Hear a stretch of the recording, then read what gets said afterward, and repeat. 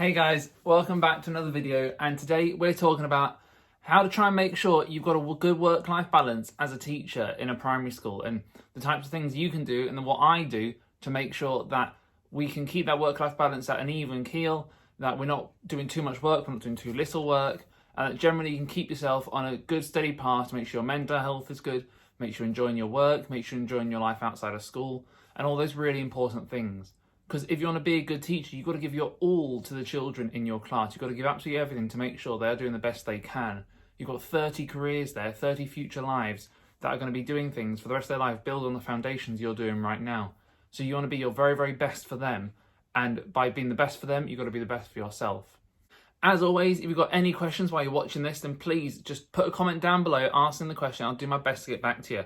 It really helps with me kind of aiming these videos if I know the kind of people that are watching them. If you're more looking towards being a primary school teacher, if you're looking to be a secondary school teacher, if you are a primary school teacher right now, or if you're going to be one in the future. So just please comment down below any questions you might have, and I'll do my best to get back to you as soon as I can. The first thing we are going to be looking at today is how to make sure that you're getting your work done in your day. And what I mean by that, by in your day, is that you're not doing loads of work at home.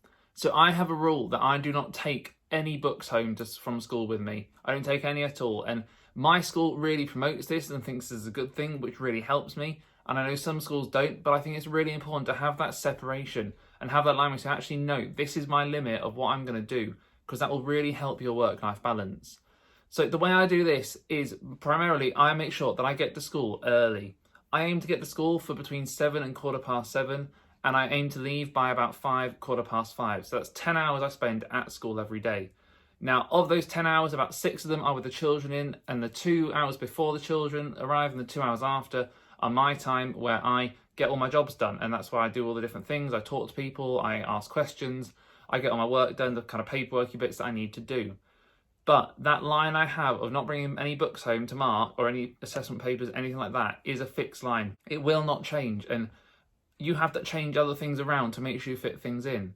So for example, today, it's the weekend today, and I'm up, the sun's just coming up outside, it's just gone 7 o'clock, and I'm up filming a video. Now, you might think, how does that fit into your work-life balance as a teacher?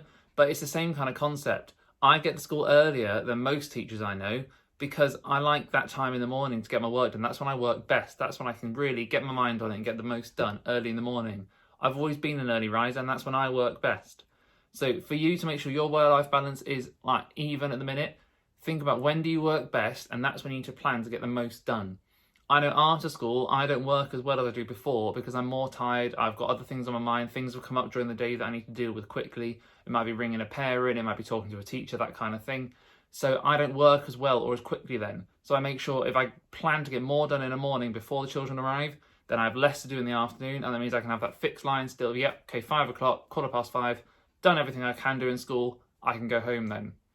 That's not to say I don't bring some stuff home sometimes, and that's not to say I don't do work at home. I'll come home and check my emails, I'll log anything I need to log online, I'll check dojos, I might still even ring a few parents if I have to. But I do not bring books home to mark, because that is the biggest job and that is the thing that takes longest, and I do it so much quicker at school than I do at home. So have that set limit for you. The first thing you need to think is, what set limit am I going to set? Where's my line I'm going to draw that I'm not going to break as a teacher? And when do I work best? When can I fit the most into my time? If it's a morning person, then see if you can get to school a little bit earlier so you can leave a little bit earlier at the end of the day. If you're an afternoon person, then go to school a little bit later, but then leave a little bit later. Fit your day around how you work. The next thing that's really important to remember is you don't have to do everything all the time. You see so many teachers suffering from things like burnout and working too many hours, working late into the night, because they have to get everything done that day. Now, teaching is one of those jobs, and I'm sure there's lots of others out there where you have a to-do list that is seemingly endless. Things always get added to it, things always getting pushed down to the bottom of the list, things are appearing at the top of the list that are really urgent that you have to do right now. And it's just one of the things where you will never ever get to the bottom of your to-do list as a teacher. There's always things you could be doing. But you have to make sure, again, you know when to draw the line. You know when to say enough is enough, and you know what, I can't do all that today. Because I could be sat working till 9, 10 o'clock every night, every day. I could work throughout my entire weekend and I still wouldn't have finished that to-do list. But there's some things on there that, you know what, I can do that next week. I can do that tomorrow. I can fit that in while I'm doing something else. And it's important to kind of have those distinctions, because if you commit to doing everything all the time, you will just get to the point where you can't do any more. And then that will cause you to suffer, that will cause your children to suffer, because they won't have you as a teacher while you're taking some time off to recover from that. And in the long run, it's not the best way to do it. So again, make sure that you think, right, this is my line, this is how much I can do today, how much I'm willing to do today. Set a date for when you're going to do the next thing, write it down on a calendar, on a planner, on a diary. Do something like that. I know I use my Positive Teacher Company planner, which is absolutely amazing. And that is a lifesaver in terms of keeping track of when I'm going to do things and where I'm putting things. But I know there's days when I can do loads, there's days when I can't do everything. And that is just life. You can't do everything at once. So make sure you have that line where you say, right, that's enough. That's what I'm going to do today. I'm going to start again tomorrow. I'm going to turn off and do something else for the rest of my evening. Now, on the topic of doing something that you enjoy, you need to make sure that you've got something every single day that you do purely because you enjoy doing it. Now, that is the most important thing you can do for your mental health. There's absolutely no question. If you don't have something that you enjoy doing and you're not enjoying something every day, and I don't mean teaching, because to be a primary school teacher, you have to enjoy teaching. It's impossible to do the job and all the different things that it involves if you don't enjoy doing it. But I mean something that doesn't cause that amount of pressure on you, something that you go to do to relax, to just be a bit carefree, and you have to have something like that in your life. Now, that could be a massive range of things depending on what you enjoy. So I enjoy running, I enjoy riding my bike outside, I enjoy going for walks, I enjoy all that kind of thing. So I try and make sure I do a bit of exercise every single day. Obviously, it's much easier when the gyms are open. Right now, we're still in our lockdown, so they're not open at the minute, which does make it harder when it's really cold. But it's important that you still try and do as much as you can to get outside and get a bit of fresh air inside you. You can see back there where I've got my computer. I also like to play a few computer games. And so again, that's something that I try and limit the amount of time I spend doing that, because I know it's not always the best thing for me just to be sat inside. But most days I do try and get a few minutes where I'm sat either on my phone or on my computer playing a few games and just relaxing a bit, not thinking too much about the kind of the harder bits of life and the things that are going on in the world, but just saying, actually, you know what? Have a nice few minutes, enjoy yourself, and then get on with whatever you need to do after that. So making sure that you've got that time where you can take your mind off work, take your mind off all the jobs you've got to do, not be thinking about, oh, what I've got to do this next, I've got to do this tomorrow, I've got to do that. Knowing you've got all that planned in your diary, you know when you're going to do all that, and just saying, actually, right now, I'm just going to enjoy myself. And that will mean you've got that work-life balance. You've got that time where you're doing your work. You've got that time where you're enjoying your life.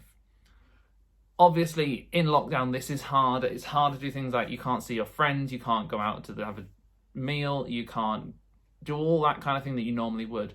But as soon as you can, then get all those fitted into where you can, okay? There will be times where you have to say, no, look, I've got some work to do, I can't get that. But make those a few times. Don't make that the norm.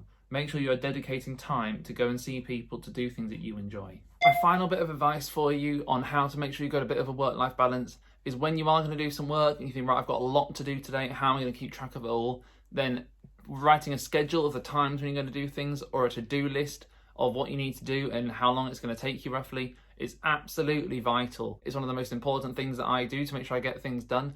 And I say, right, okay, this half hour, we're going to do that and get that bit done. This half hour, we're going to do that. You've got 15 minutes there, we can have a break and have something to eat quickly. Then we're going to get on again and do this.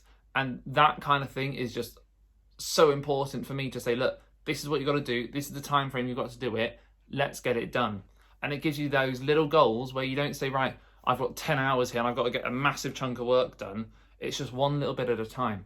So set those goals, set those time frames of how long those goals are going to take, and just get to work. And you'll find that hopefully those little steps and getting each little thing done will be a massive help to you. I really hope this video has been really helpful. I hope you found some tips on how you can make your work-life balance a bit better.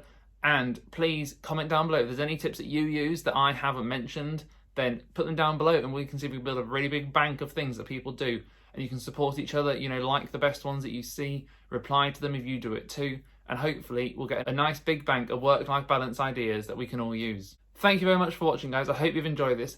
It does help massively if you can like or comment down below on just whether you've enjoyed the video, if you think there's anything I can work on, because it does help me massively to improve the videos I'm making for you guys. And it does improve my work-life balance in a way, because this is something I enjoy. It's something I take my time out the weekend to do just because I enjoy making videos about things. So, it does help me a lot if you could do that. So thanks a lot if you do, and hopefully I'll see you guys soon.